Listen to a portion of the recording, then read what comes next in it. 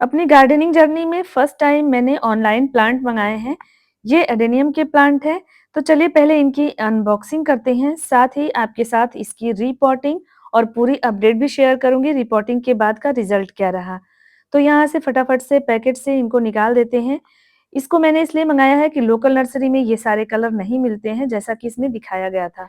तो ये 8 प्लांट में 8 कलर के फ्लावर्स आएँगे, अलग-अलग रंगों के, तो इसलिए मैंने इसको मँगाया है। मुझे बहुत ही अच्छा लगा और बहुत कम प्राइस में मिल गया। तो मैंने भी देखा कि ये एक्सपीरियंस भी लेना चाहिए।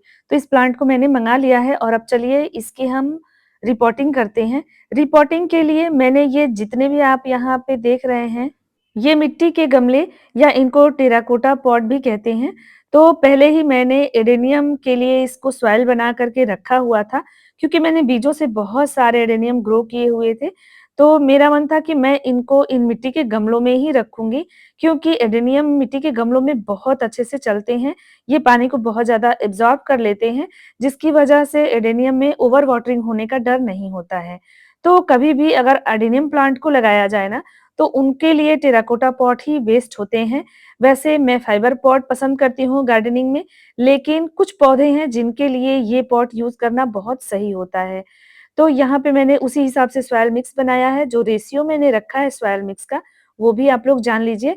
इसमें 50% मैं कंस्ट्रक्शन सैंड मिलाती हूँ, साथ ही 30% इसमें कंपोस्ट है, जिसमें कि आप vermicompost, kitchen waste compost या गोबर की खाद, काऊ डंग कंपोस्ट कुछ भी इस्तेमाल कर सकते हैं। मैंने यहाँ पे थोड़ा किचन वेस्ट कंपोस्ट और थोड़ा वर्मी कंपोस्ट मिक्स किया हुआ है 30% में। इसके साथ ही 20% अपने एरिया की मिट्टी मिला लीजिए। ये सॉइल एकदम वेल ड्रेन बनेगी। इसी तरह की सॉइल में एडेनियम बहुत अच्छे से हमारे एरिया में चलता है। हमारे यहाँ गर्मियों में टेम्परेचर 45 डिग्री चला जाता है और सर्दियों में 5-7 इस तरह से रहता है। तो इस हिसाब से आप समझ सकते हैं कि हमारे यहाँ का वातावरण कैसा है। मैंने मैक्सिमम और मिनिमम टेम्परेचर आपको बताया है अपने यहाँ का। तो इस तरह की सॉइल बहुत ही बेस्ट रहती है, क्योंकि बहुत सारा एडेनियम मैंने इसी तरह के सॉइल में बना रखा है। साथ ही इसमें थोड़ा नीम खली और फंजीसाइड का इस्तेमाल ज़रूर करिएगा। एडेनियम प्लांट के लिए फंजीसाइड इस्तेमाल करना बहुत ज़रूरी होता है, क्योंकि इसमें फंगस लगने का बहुत डर होता है। थोड़ा-सा भी अगर ओवर वाटरिंग या नमी रह गई मिट्टी में, तो बहुत जल्दी इसको फंगस लग जाता है और पौधा पूरा ही एक बार गलना शुरू होता है, तो खराब हो जाता है। तो इसलिए इसको ज़रूर करिएगा। इसके बाद वेल ड्रेन सॉइल बनाने के बाद इन पॉट्स में भर लीजिए और उसमें इस तरह से, जैसे मैं रिपोर्ट कर रही हूँ, इस तरह से रिपोर्ट कर दीजिए। तो सॉइल मिक्स को खूब अच्छे से प्रेस करते हुए मैंने सारे पौधों को इसी तरह से रीपॉट कर दिया है। एडेनियम बहुत हार्डी प्लांट है, बीजों से भी ये तैयार हो जाता है। इस पे भी चैनल पे वीडियो है, आप जाकर के चेक कर सकते हैं। और इसको पूरे दिन की धूप चाहिए, तो ये टेरेस पे रहते हैं, जहाँ मेरे घर में इसको पूरे दिन की धूप लगती है। तो इसलिए ये पौधे बहुत ही स्वस्थ रहते हैं। इनको पानी की बहुत कम आवश्यकता होती है।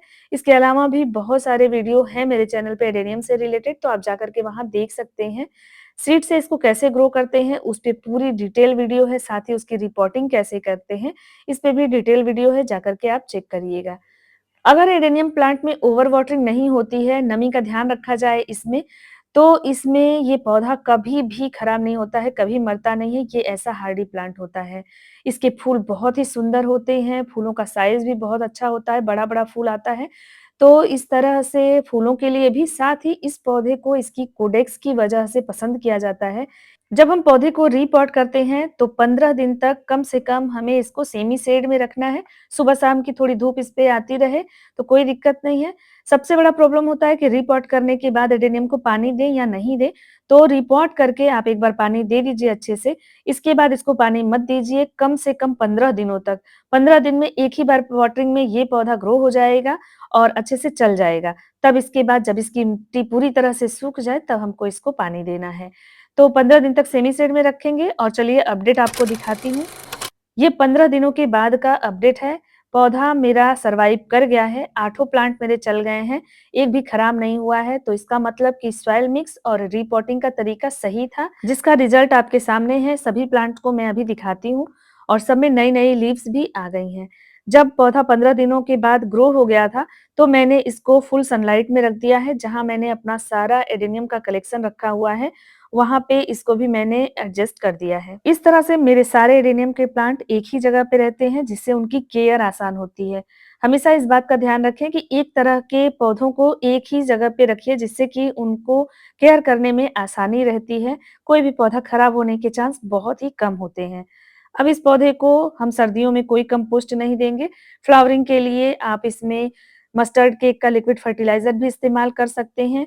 इसके अलावा इसके लिए वर्मी कंपोस्ट पर्याप्त है। आप इतना ही कंपोस्ट महीने में 1-2 बार डाल देंगे, तो भी ये फ्लावरिंग करता है। बस इसको पूरे दिन की धूप चाहिए, पानी कम देना होता है। ये बात हमेशा आपको ध्यान देना है। आप देखिए मेरे 8 के 8 सारे ही प्लांट चल गए हैं बहुत कम रेंज में। 250 या 300 में ही मैंने ये 8 प्लांट मँगाए थे। इतने में हमारे यहाँ 1 एडेनियम का प्लांट मिलता है और ये देखिए कॉक्सकॉम का पौधा अपने से ग्रो हो गया है, तो इसको मैं कहीं रिपोर्ट कर दूँगी बाद में। हम लोगों के लोकल नर्सरी में 250 से कम एक भी एडेनियम का प्लांट नहीं मिलता है।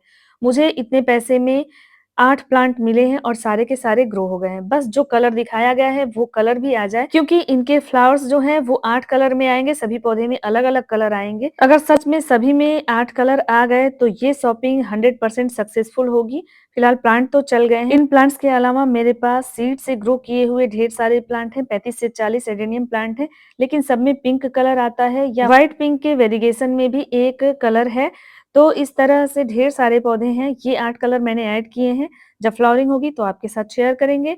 होप ये शॉपिंग अच्छी लगी होगी, तो लाइक, शेयर, सब्सक्राइब करिएगा। फिर मिलते हैं एक नए वीडियो में, तब तक के लिए थैंक यू, बाय बाय।